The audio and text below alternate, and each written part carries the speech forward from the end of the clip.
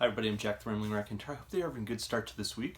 I want to do a quick video discussing the Axiochus, a dialogue that is not by Plato, despite being Plato's complete works.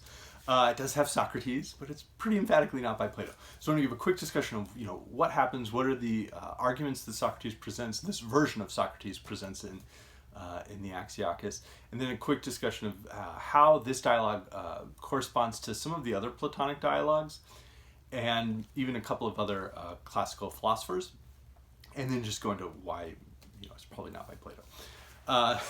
But it is an example of the classical consolation. Seneca engaged in this. I believe Cicero might have engaged in this. Certainly there's the famous Boethius, the Consolations of Philosophy.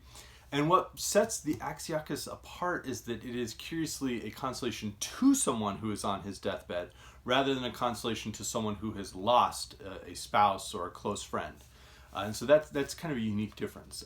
That said, it is kind of an argument that is all over the place. It almost seems to engage in the type of practice the Sophists would, the pre-Socratic Sophists would, of arguing two mutually exclusive points.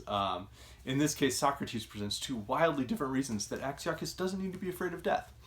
So we start out, Socrates is telling us, well, I was out at this gymnasium outside of Athens, and then, two friends came up and they said, hey, Axiochus is on his deathbed, death is imminent, he wants to see you. And so Socrates goes there, and he basically just starts off berating Axiochus. Well, what are you so upset for? And Axiochus says, well, I'm afraid to die. And Socrates presents the first of his arguments, where he sort of points out that, there's nothing to be afraid of. Don't you realize this is ridiculous? And he goes on with this idea. It's something we see in Sophocles later on in the dialogue. Socrates is presented as cherry-picking some quotes from Homer, where it's that argument around, life is not good. life is pretty miserable. What he says, what part of a lifetime is without its portion of misery? Doesn't the baby begin his life in pain and cry from the first moment of birth?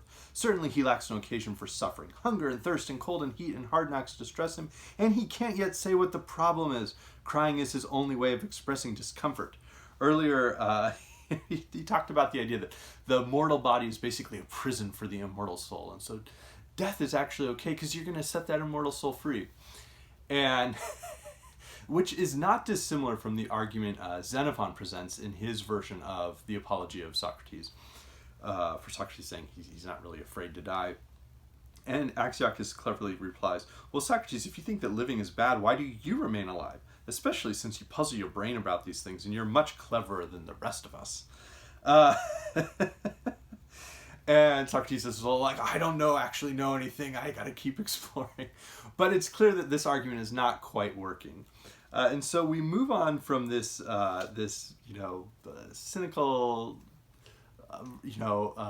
argument to one that starts to get a little stranger.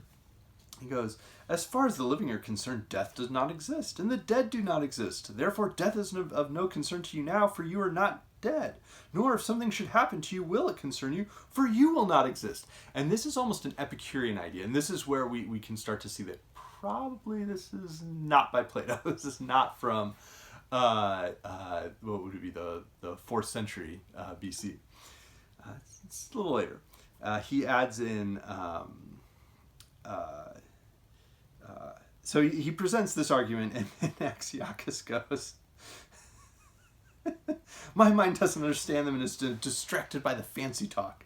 They go in one ear and out the other. They make for a splendid parade of words, but they miss the mark. My suffering is not relieved by ingenuity. It's satisfied only by what can come down to my level.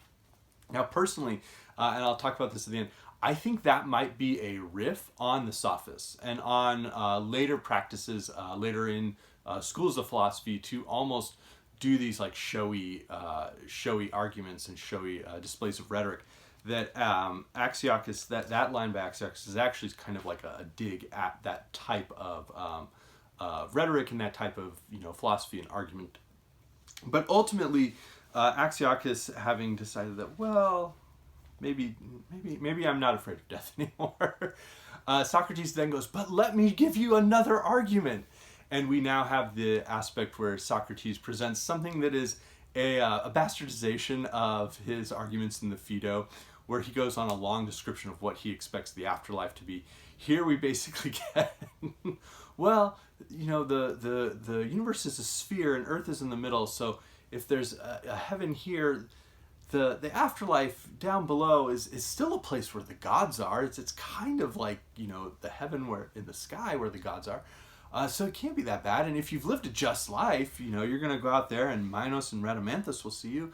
And if you've lived a just life, you're going to get all these rewards. You have this fountains of pure water flow, where all sorts of meadows bloom with many kinds of flowers, with philosophers discoursing, poets performing, dances and rings, musical concerts, delightful drinking parties, and self-furnished feasts, undiluted freedom from pain, and a rich diet of pleasure.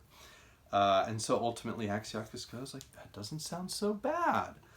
And Socrates goes, you know, like, oh, I'm going to head out now. And that's what it just ends. So we have this consolation again. It's to Axiochus rather than to the friends of Axiochus after the death of Axiochus. But it's a very bizarre work. I had mentioned it pulls from some of the aspects of the Phaedo, but not to any degree of the complexity that Plato certainly presents. And I don't think Plato would have left it so unfinished and unfulfilled and non-descriptive. It does have elements of the defense of Socrates from Xenophon, but curiously it pulls in a couple of parallels to Epicurus. From the principal doctrines of Epicurus: death is nothing to us, for that which is dissolved is without sensation, and that which lacks sensation is nothing to us. One of the arguments that was presented is, well, you weren't worried about the laws of Draco when they came out because you didn't exist then, and you don't really need to worry about them now because they don't apply to you now. And so that kind of is a version of Epicurus. Another one from the Epicurus exhortation: we are born once and cannot be born twice, but for all time must be no more. And so that's the beginning of one of the statements. And so that perhaps could have been employed by this Pseudo Plato. It's not quite to the level, as I mentioned, of Aristophanes in the Clouds, where he very clearly has Socrates really exploring all of these ideas that Socrates very evidently never gave a darn about. So it's not a ridiculous Socrates the way Aristophanes presents it, but it is a very strange, almost non-Platonic Socrates.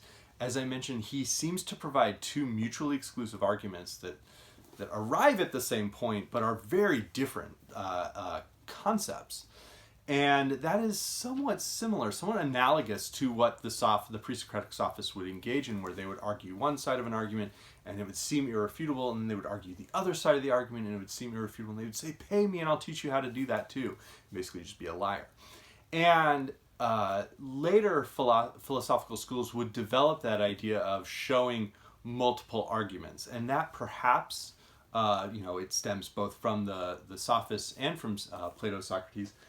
That might be what's going on in the Axiochus. It is a very strange dialogue, and it was called out by none other than Michel de Montaigne too, where he called it out as basically saying, this is one that I don't enjoy. At the time, he and everyone else thought it was a Platonic dialogue. So there's the Axiochus for you, and I hope that all of us are not fearful of what tomorrow holds for us. So I hope you're doing well. Let me know what you think. Let me know if you've read this. It's a strange one. Have a good one.